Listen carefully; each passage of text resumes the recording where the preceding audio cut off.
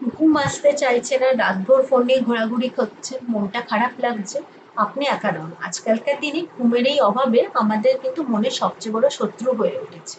কোনো কোনো ছোট মন্তব্যে খারাপ লাগছে, মনোযোগ থাকছে না, রাগটা বেড়ে যাচ্ছে। এই পরিবর্তনগুলি শুধু ক্লান্তি নয়, আসলে এটা আপনার ব্রেনের প্রপার রেস্টের অভাবের ফল। আমি ডক্টর শৈলী দে, কনসালটেন্ট সাইকিয়াট্রিস্ট। আজ আমরা জানবো ঘুম না হলে আমাদের ব্রেনে কি কি ঘটে এবং সহজ কিছু উপায়ের মাধ্যমে যাতে আমাদের ঘুমটা ফিরিয়ে আনা যায়। ঘুম মানে শুধু বিশ্রাম না, এটা আমাদের ব্রেনের রিসেট বাটন। ঘুমের গভীর স্তরে আমাদের ব্রেন সারাদিনের আবেগ, স্মৃতি আর তথ্যগুলোকে সাজিয়ে রাখে। এছাড়াও স্ট্রেস হরমোন কর্টিসলের লেভেল কমিয়ে দেয়। এছাড়াও দিন বা রাতের আলো বা অন্ধকারের প্রভাবে আমাদের ব্রেনে মেলাটোনিন নামক একটা হরমোন তৈরি হয়, যেটা স্লিপ রিদিম মেনটেন করতে হেল্প করে। তাই ঘুম এক প্রকার ব্রেনের হাউসকিপিং এর কাজ করে। যাদের ধরে নিন ঘুম কম হচ্ছে, তাদের দেখা যাবে ব্রেনের আবেগ নিয়ন্ত্রণকারী অংশ বা যেটাকে আমরা অ্যামিগডালা বলি, সেটার হাইপার অ্যাক্টিভিটি হয় এবং শান্ত রাখার অংশ যেটা হলো প্রিফ্রন্টাল কর্টেক্স, তার অ্যাক্টিভিটিটা কমে যায়। এর ফলে খুব ছোটখাটো ঘটনাতে আমরা খুব ইমোশনাল হয়ে পড়ি, সেন্সিটিভ হয়ে পড়ি, সংবেদনশীল হয়ে পড়ি। দীর্ঘদিন ধরে যাদের ঘুমের অভাব দেখা যায় তাদের কিন্তু মন বা মেজাজেও অনেকটাই ভাবে প্রভাব ফেলে।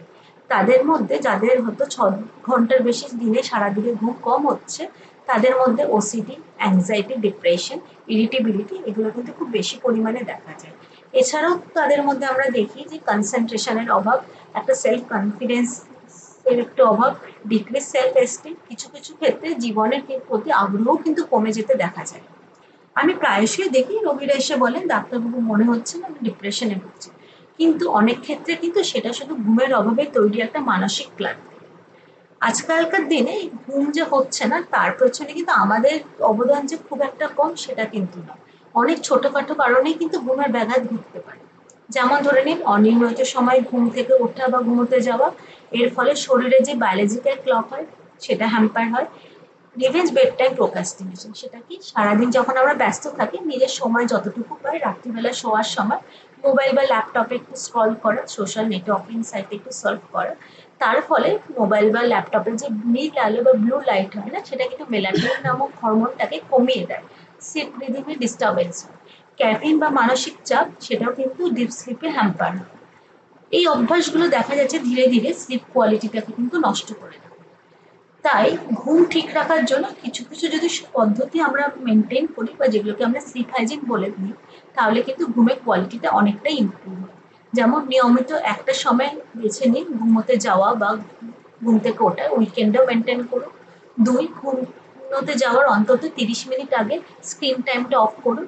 হালকা বই, মিউজিক শুনুন, বই পড়ুন, এগুলো করুন। 3 নম্বর, ক্যাফেইন, নিকোটিন, অ্যালকোহল জাতীয় জিনিস সন্ধ্যেবেলার পর এড়িয়ে চলুন।